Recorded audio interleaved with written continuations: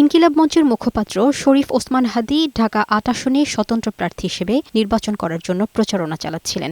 গত শুক্রবার দুপুরে পুরানা পল্টনের বক্স কালভার্ট সড়কে তাঁকে গুলি করে দুর্বৃত্তরা। মাথায় গুলিবিদ্ধ হাদীকে গুরুতর আহত অবস্থায় ঢাকা মেডিকেল কলেজ হাসপাতালে ও পরে এভারকেয়ার হাসপাতালে নেওয়া হয়। এরপর উন্নত চিকিৎসার জন্য ওসমান হাদীকে গত সোমবার দুপুরে এয়ার অ্যাম্বুলেন্সে করে সিঙ্গাপুরে নেওয়া হয়।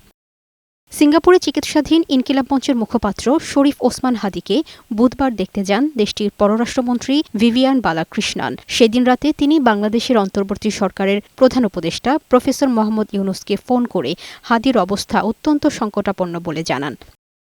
তবে সামাজিক যোগাযোগ মাধ্যমে ছড়িয়ে পড়া হাদীর মৃত্যুর সংবাদ নিয়ে উদ্বিগ্ন ইনকিলাব মঞ্চ। তাদের পক্ষ থেকে এক ভিডিও বার্তায় হাদীর মৃত্যুর গুজব না ছড়ানোর আহ্বান জানিয়েছেন ঢাকা মেডিকেল কলেজ হাসপাতালের নিউরোসার্জারি বিভাগের এই চিকিৎসক। সোশ্যাল মিডিয়ায় একটি গুজব ছড়িয়ে পড়ছে যে আমাদের প্রাণপ্রিয় ওসমান হাদী মারা গেছেন। এরকম আসলে আপনারা গুজবে কান দেবেন না। তার অবস্থা খুবই ক্রিটিক্যাল এবং তার আমরা জানতে পেরেছি যে তার যে অন্যান্য অর্গানগুলো হার্ট এবং লাইফ সাপোর্টে চলছে। প্রধান উপদেষ্টা দেশবাসীকে শান্ত থাকার আহ্বান জানিয়ে হাদীর জন্য দোয়া ও প্রার্থনা করার অনুরোধ করেছেন।